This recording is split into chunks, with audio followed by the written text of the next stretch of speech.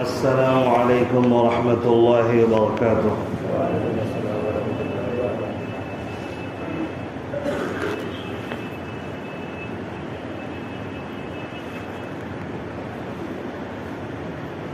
الحمد لله نحمده ونستعينه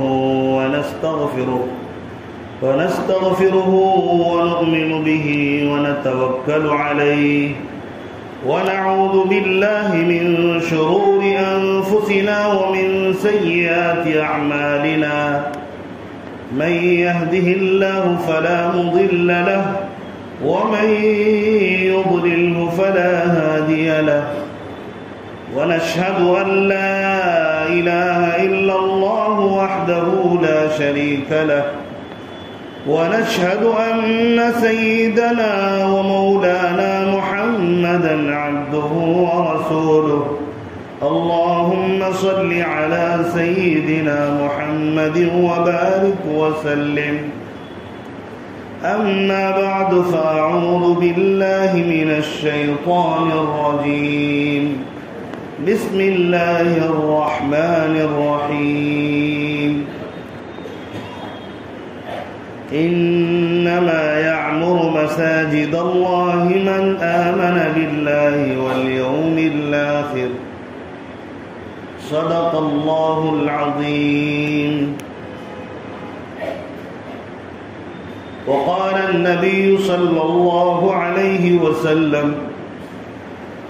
من بنى لله مسجدا بنى الله له بيتا في الجنة أو كما قال عليه الصلاة والسلام۔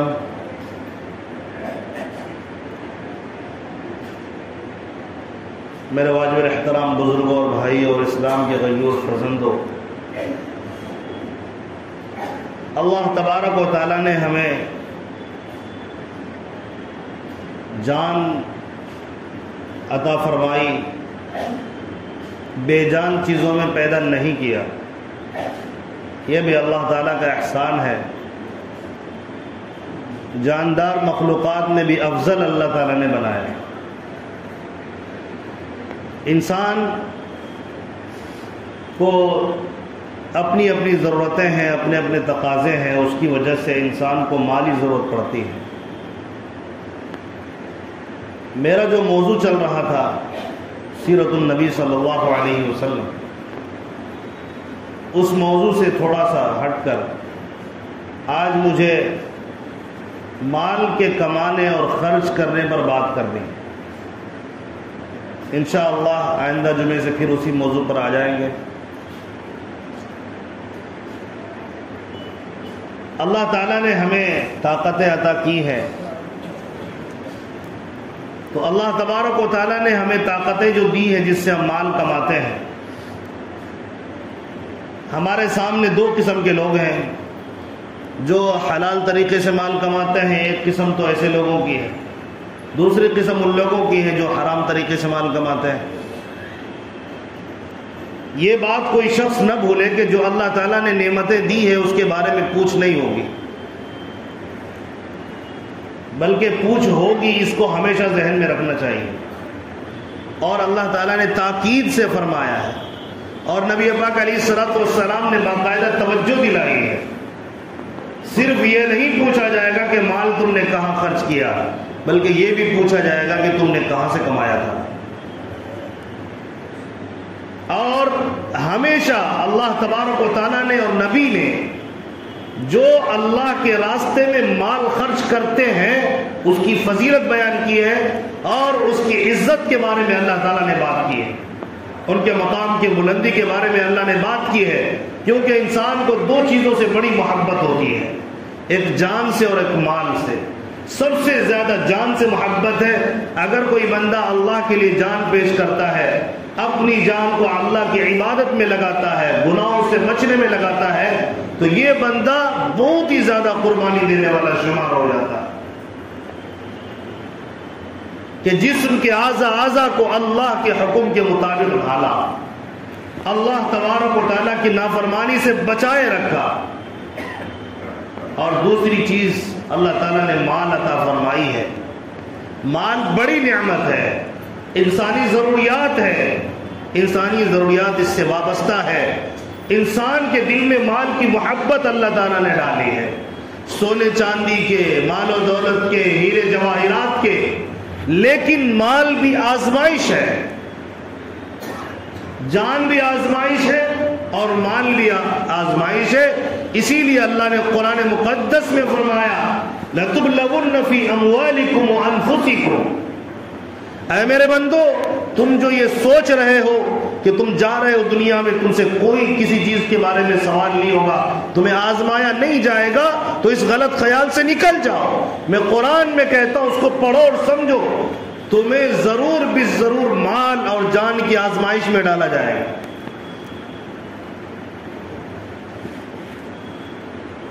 مال آ جانا اور مال کا خرچ ہو جانا یہ آزمائش ہے۔ کون بندہ کہاں خرچ کر رہا ہے، کہاں سے مال کما رہا ہے، یہ آزمائش ہے۔ اللہ تبارک و تعالی نے جب مال عطا کیا اور اللہ نے یہ بھی کہا کہ میں آزماؤں گا، تو جن جن کے پاس بھی مال ہے سارے لوگ آزمائش کے اندر مبتلا ہیں۔ اگر کسی کے پاس مال نہیں ہے تو چونکہ مالی ضروریات اس کو بھی پڑتی ہیں، تو ایسے میں بھی وہ یہ نہ سوچے کہ میں آزمائش میں نہیں ہوں، وہ بھی کہیں نہ کہیں مال کی آزمائش میں ہے، اگرچہ تھوڑا ہی مال کیوں نہ۔ وہ تھوڑا کہاں سے آ رہا ہے، تھوڑا کہاں جا رہا ہے، یہ بھی اللہ تبارک و تعالیٰ کے دربار میں اس کی بھی پکڑ ہوگی۔ اور یہی وجہ ہے جب صحابہ کرام نے اس کو سمجھا، تابعین نے اس کو سمجھا، اولیاء اور بزرگان دین نے اس کو سمجھا، مال کو ہمیشہ کمایا لیکن اپنے دل میں نہیں آنے دیا، ان کو اپنے قدموں میں رکھا ہے، لیکن مال کمایا ہے، دل میں نہیں اترنے دیا کہ مال کے حریص بن گئے ہو، مال کے لالچی بن گئے ہو، ایسا نہیں۔ جب بھی دین کی بات آئی، مساجد کی بات آئی، مدارس کی بات آئی تعمیر کرنے کی، اور لوگوں کے مدد کی بات آئی، غریبوں یتیموں میں مال کو خرچ کرنے کے بات آئی، صحابہ نے قربانی نہیں بلکہ ایثار کیا ہے، اپنے بھوکے رہ کر کھانا کھلایا ہے۔ ایسے ایسے واقعات آپ کو مل جائیں گے، آپ جب سنیں گے تو رو پڑیں گے۔ ایک صحابی نبی پاک علیہ السلام کی خدمت میں آیا اور آ کر کہنے لگا اے اللہ کے نبی بھوک لگی ہے، کھانا نہیں ہے ہمارے پاس، کچھ آپ انتظام فرما دیں۔ نبی پاک علیہ السلام نے اپنی 7 بیویوں کے پاس پیغام بھیجا۔ اس وقت میں 7 بیویاں آپ صلی اللہ علیہ وسلم کی تھی۔ یہ میں کوئی ہوائی باتیں نہیں کر رہا ہوں، قصے کہانی کی کتاب میں ہے، نعوذ باللہ من ذالک، یہ مسلم شریف کی روایت کا پس منظر آپ کو بیان کر رہا ہوں۔ مسلم شریف حدیث کی بڑی کتاب ہے اور صحیح کتاب، صحیح حدیث کی کتاب ہے، اس میں یہ واقعہ موجود ہے۔ جب وہ صحابی آئے تو نبی پاک علیہ السلام نے 7 بیویوں کے پاس ایک بعد دیگرے بھیجے، سب یہی کہہ رہے تھے کہ ہمارے پاس اتنا کھانا بھی نہیں ہے کہ ہم اسے کھلا سکیں۔ غور کریں، تاجدار مدینہ سرکار دو عالم صلی اللہ علیہ وسلم کی ازواج مطہرات ہیں، امت مسلمہ کی مائیں ہیں، لیکن کس قدر فاقہ کشی کی زندگی گزر رہی ہے، لیکن رب کی فرما برداری میں ذرہ برابر بھی کمی نہیں کیا ہے، اور کر کے دکھایا فرما برداری۔ آج کل ہمارے پاس مال و دولت کی کمی ہو جاتی ہے تو ہمیں اپنی اماں جان سے، ام المؤمنین سے، امہات المؤمنین سے سیکھنا چاہیے۔ مال کی کمی ہو جاتی ہے، نماز چھوڑ دیں گے، قرآن چھوڑ دیں گے، ذکر چھوڑ دیں گے، تھوڑا کما لیتا ہوں، تھوڑا صحیح کر لیتا ہوں، مشکلات ہیں ابھی اس سے نکل جاتا ہوں، الجھنے ہیں۔ ارے اللہ کے بندے، اگر آپ مال کے پیچھے پڑے رہو گے الجھنے اور آئیں گی، ختم نہیں ہوگی۔ یہ غلط خیالات ہیں۔ آپ آئے اللہ کے دربار میں بھکاری بن کر، جس طرح بھیک بھکاری مانگتا ہے اس طرح اللہ کے خزانے سے مانگے، اللہ پریشانی بھی دور کرے گا اور مال بھی عطا کرے گا۔ آپ کو کوشش سے کس نے روکا ہے لیکن اللہ اور نماز، لیکن اس کے لیے نماز چھوڑ دینا یہ بہت بڑی حماقت کی بات ہے۔ نبی سے سیکھیے، صحابہ سے سیکھیے، امہات المؤمنین سے سیکھیے، ان کے ذکر و اذکار میں بھی کبھی کمی واقع نہیں ہوئی۔ یہ نہیں کہ اللہ مال دے گا تو عبادت کروں گا، اللہ مال ہی نہیں دیتا مجھے کیا ہو گیا۔ میرے بھائی یہ آسائش آرام کی جگہ نہیں ہے۔ یقیناً جو بندہ محنت کرتا ہے اللہ اس کو مال دیتا ہے، چاہے بندہ مسلم ہو یا کافر، کوئی بھی بندہ محنت کرے گا مال نہیں ملے گا ایسا نہیں ہے۔ ہم کہیں نہ کہیں سستی کاہلی کرتے ہیں اس لیے مال ہمارے پاس نہیں آتا۔ یہ کوئی ایسی چیز نہیں ہے کہ اللہ تبارک و تعالیٰ صرف ایک ہی آدمی کو نوازتا جا رہا ہے دوسرے کو نہیں۔ یہ بات ہو سکتی ہے کسی کو اللہ زیادہ دے گا کسی کو کم دے گا، لیکن محنت کرنے والا محروم رہ جائے یہ غلط ہے، یہ قرآن کے بھی خلاف ہے، حدیث کے بھی خلاف ہے، ایسا نہیں ہو سکتا۔ اس لیے کہ اللہ نے قرآن میں کہا ان اللہ لا یضیع اجر المحسنین، نیکیاں کرنے والے، محنت کرنے والے، مال کمانا بھی بیوی بچوں کو پالنے کے لیے، اپنے پیٹ بھرنے کے لیے تاکہ بھیک مانگنے سے بچے، یہ بھی تو ایک نیکی ہے نا۔ تو اللہ کہتا ہے کہ نیکی کرنے والے کو نیکی کے اجر کو اللہ ضائع نہیں کرتا ہے۔ تو میں عرض یہ کر رہا تھا کہ صحابہ کی قربانی پر ذرا غور کریں، آپ ذرا سوچیں کس قدر صحابہ اپنے لوگوں سے، مخلوقات سے، انسان سے محبت کیا کرتے تھے۔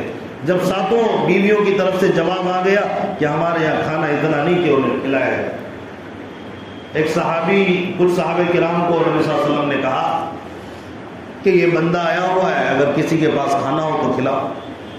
ایک صحابی کھڑے ہو گئے، نبی پاک علیہ السلام ہمارے پاس کھانا ہے کھلائیں گے۔ غور سے سنیے گا ذرا، اچھی طرح سے سمجھنے کی کوشش کیجیے۔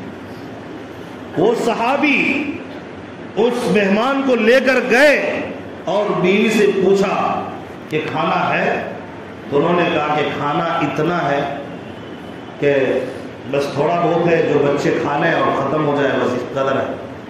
کہا کہ کوئی بات نہیں ہے، وہی کھانا مہمان کو پیش کر دیا جائے، اور رات کا موقع تھا، اور کہا کہ جب کھانا پیش کرنا تو لائٹ بند کر دینا، چراغ بجھا دینا، اور میں ان کے سامنے بیٹھا رہوں گا کہ کہیں ان کو یہ نہ لگے کہ میں اپنا کھانا ان کو کھلا رہا ہوں اور میں بھوکا رہ رہا ہوں، ان کو پتہ ہی نہ چلے۔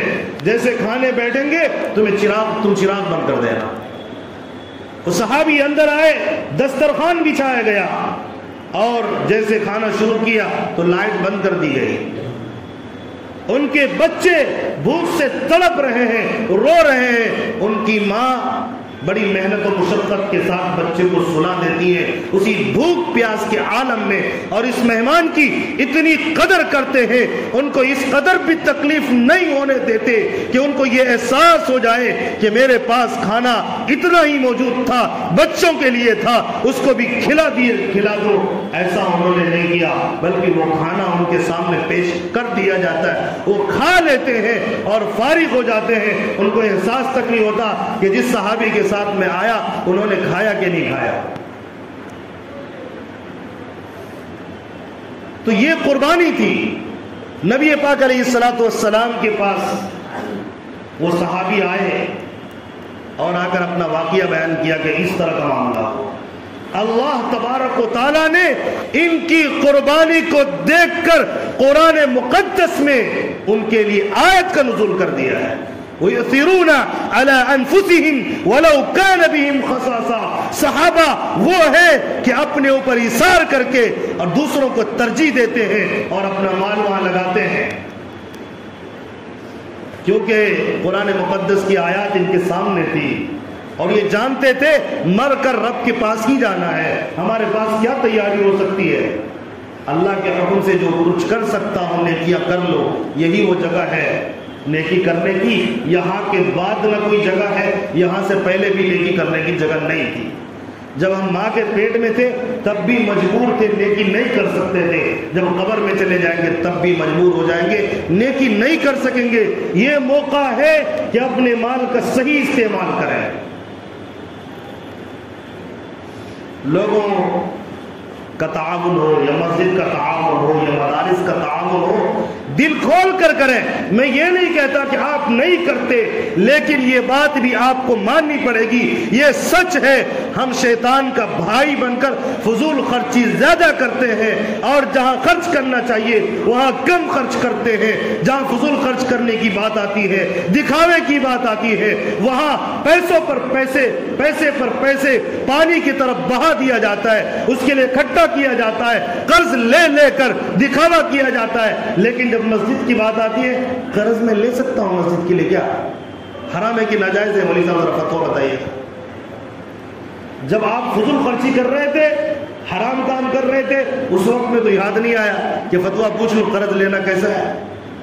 شادیاں کرتے ہیں کہ پتہ نہیں کیا کرتے ہیں، یہ اللہ کی پناہ، شادی کو ہم نے ایک وبال بنا دیا، بہت بڑا وبال، صرف اور صرف نمائش کی چیز ہو کر رہ گئی شادی، ریاکاری، مکاری، اس کے علاوہ کچھ نہیں ہے۔ ہر آدمی جائے گا کھانے کے لیے، کچھ ادھر کھائے گا، کچھ ادھر گرائے گا، بیل بکری کی طرح کھڑا رہے گا، کبھی ادھر منہ مارے گا، کبھی ادھر منہ مارے گا، اور ادھر 2-3 آدمی کھڑا رہے گا کھلانے والا، وہ پوچھے گا کھانا کیسا لگا؟ بھائی اللہ کے بندو سدھر جاؤ، کیا تماشا بنا رکھا ہے، کیسا لگا کہ نہیں کھلائے تھے؟ بھئی دعوت دیا آپ نے، پیٹ بھر گیا، وہی ایک بات ختم، اور یہ بھی خوب تعریف کرے گا، مت پوچھیے کیا بات ہے، کیا کھانا آپ نے بنایا تھا۔ بھائی کھانا کھاؤ، دعائیں دو، نکل لو، یہ ہم نے حشر کیا پیسوں کا۔ ایک آئٹم سے پیٹ نہیں بھرتا، ڈاکٹروں سے جا کے آپ پوچھیں، جتنا آئٹم کم ہوگا صحت یابی ملے گی، جتنا زیادہ آئٹم ملا کر کھائیں گے بد ہضمی ہوگی اور بیماریاں پیدا ہوں گی، لیکن ہمیں سمجھ نہیں آتا، اور بعد میں نکل کر تذکرہ بھی کرتے ہیں، تو نے کون کون سا آئٹم کھایا، کون سا چھوڑ دیا تھا۔ ارے وہ تو وہاں پہ آئس کریم کھایا، وہ آئس کریم کے پاس نہیں، آئس کریم سے تھوڑا ادھر جاتا اگر تو وہاں تو اسپیشل مٹھائیاں تھی، وہ بھی لے لینا چاہیے تھا۔ ارے تو اس سے محروم رہ گیا بھائی، ادھر ایک الگ قسم کا کباب موجود ہوتا ہے، یہ سب چیزیں ہو رہی ہیں، تم تو مٹھائی کھائے ہی نہیں، پھر کیا کیے؟ بھائی یہ پیٹ ہے یا کوٹ ہے، کیا ہے یہ بتائیے؟ یعنی کہ فضول خرچی کی حد ہوتی ہے۔ ایک آئٹم بنانے کی کوشش کر، ایک آئٹم، جس کو ناپسند ہو کھانے میں عیب لگانے والا مجرم ہے، نبی کی سنت کی خلاف ورزی کرنے والا ہے۔ آپ مخلص ہو کر کھانے کے لیے آئے ہو، یہاں پر آئٹم گن کر کھانے کے لیے آئے ہو، یہ غلط ہے۔ کھانے والے بھی بہت زیادہ اپنے دل کے اندر یہ بٹھا کر جاتے ہیں، آج تو میں یہ کھاؤں گا، وہ کھاؤں گا، پتہ نہیں کیا کیا پہلے سے ہی مزاج بنا لیتے ہیں، کیونکہ شادیوں میں جا کر یہ دیکھ چکے ہوتے ہیں، اور آ کر اللہ کی بنا برائی بھی بیان کرتے ہیں، ارے بریانی اچھی نہیں تھی تو یہ اچھا نہیں تھا، وہ اچھا نہیں تھا۔ بھائی تم کھا بھی لیے اور برائی بھی بیان کر رہے۔ میں کہہ رہا ہوں کہ ہمارے پیسوں کا جو حشر ہو رہا ہے نا، ایک ایک دن میں لاکھوں روپے اڑا دیں گے صرف کھانے کے لیے۔ جو کام 1 لاکھ میں ہو سکتا تھا 5 لاکھ میں وہ کرتے ہیں، اور کہتے ہیں پھر اتنی ساری مٹھائی کھائیں گے اور صبح میں ڈاکٹر کے پاس جائیں گے، ادھر بھی خرچ ادھر بھی خرچ۔ شوگر کا مریض، ارے ایک دن کھا لو، کیا ہوگا دعوت میں، مٹھائی کھانے سے کیا ہوگا، شوگر اللہ تعالیٰ سب حفاظت کرے گا۔ یہ بھی نہیں دیکھے گا یہ حرام کا خوری ہو رہی ہے، دکھاوے کے لیے کھلا رہا ہے، فضول خرچی کر کے کھلا رہا ہے۔ میں آپ کو یہ کہہ رہا ہوں، اپنے پیسے کا استعمال ہم نے شادی کے موقع سے بہت زیادہ خرچ کر دیا، جو تعلیم پر لگانا چاہیے، جو مساجد میں لگانا چاہیے، جو مدارس میں لگانا چاہیے، بھکاری ختم ہو جاتے اگر وہ پیسے ہم اپنے بھیک مانگنے والوں لوگوں کو دے دیتے، جا کے ہاسپٹل کے اندر جا کر ان کی مدد کرتے، جو مریض ہیں بیمار پرسی کرتے، اللہ تعالی ہماری حیات میں ہمارے گھروں کے اندر برکت ڈالتا۔ ادھر خرچ کرتے چلے جاؤ، ادھر بے برکتی ہوتی چلی جاتی۔ اور بعض لوگ بینکوں کے اندر جمع کر کے رکھ رہے ہیں، کر کے قارون کے خزانے کی طرح، کتنا بھی جمع کر لیجئے قارون کے خزانے کی طرح جمع نہیں کر پائیں گے ہم لوگ، سمجھ گئے؟ قارون کے خزانے کی چابیوں کو بڑے بڑے پہلوان لے کے جاتے تھے، ایک آدمی کو اٹھانے کی بس کی بات نہیں۔ وہ گدھے پر لے کے جاتے تھے یا گھوڑے پر، یہ تو تفسیر بتائے گی، لیکن قرآن کی آیت کہتی ہے اولی القوہ، طاقتور لوگ اس کو اٹھا کر لے جاتے تھے۔ قارون کے خزانے کی چابی کا یہ عالم تھا۔ اب تالا کتنا بڑا لگا ہوگا وہ سوچیے آپ، اور کتنے سارے دروازے ہوں گے اور کتنی چابیاں ہوں گی، وہ ایک الگ مسئلہ ہے۔ سونے چاندی کے کتنے بڑے انبار ہوں گے، ملک کو خریدا جا سکتا ہے، اتنا پیسہ تھا، تو کیا ہو گیا جمع کر کے؟ کہا گیا اس کو اللہ کے راستے میں خرچ کرو تو انکار کر دیا، کیا حشر ہوا؟ آپ نے نہیں سنا؟ اللہ نے قرآن میں کہا یہ ایسا مجرم تھا، اس نے کہا یہ میرا مال ہے، میں خرچ کروں یا کچھ بھی کروں مجھے کیا فرق پڑنے والا ہے۔ اللہ نے قرآن میں کہا فَخَسَفْنَا بِهِ وَبِدَارِهِ الْأَرْضَ، ہم نے اس مجرم کو بھی اور اس مجرم کے ساتھ اس خزانے کو بھی ہمیشہ کے لیے زیر زمین دفن کر دیا ہے۔ اب وہ کہاں پہنچ گئی ہے آج تک کوئی نہیں بتا سکا۔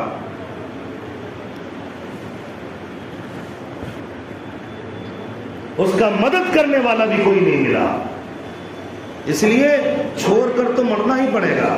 چاہے آپ بلڈنگیں تعمیر کر لیجئے، چاہے آپ لوگوں کو خوب کھلا کھلا کے ختم کر لیجئے، کھلانا منع نہیں ہے، آپ میری بات کو یہ نہ سمجھیں، دکھاوا منع ہے، اور بہت سارے آئٹمز جمع کرنا اس لیے تاکہ لوگ تعریف کریں، یہ غلط ہے۔ قرض لے کر دعوت کرنا اس قدر یہ غلط ہے، یہ فضول خرچی ہے۔ بیٹی کی شادی ہو رہی ہے، کہیں پر نہیں لکھا کہ بیٹی کی وجہ سے آپ نے دعوت کرنی ہے، جو مہمان آئے ان کے لیے کرے، پورے گاؤں والوں کے لیے کوئی ضرورت نہیں ہے۔ یہ ہم نے فضول خرچی کا سسٹم شروع کیا ہے۔ اگر اتنا ہی ضروری ہوتا تو ولیمہ کے بجائے نبی یہ بھی کہتے بیٹی کی طرف سے بھی کھلانا چاہیے کہ میں نے حضرت فاطمہ کے لیے میں نے کھانا بنوایا، حضرت زینب کے لیے ہم نے کھانا بنوایا، حضرت رقیہ کے لیے کھانا بنوایا۔ نبی کی بھی تو بیٹیاں تھی نا، نبی سے بڑھ کر کس کی شان ہو سکتی؟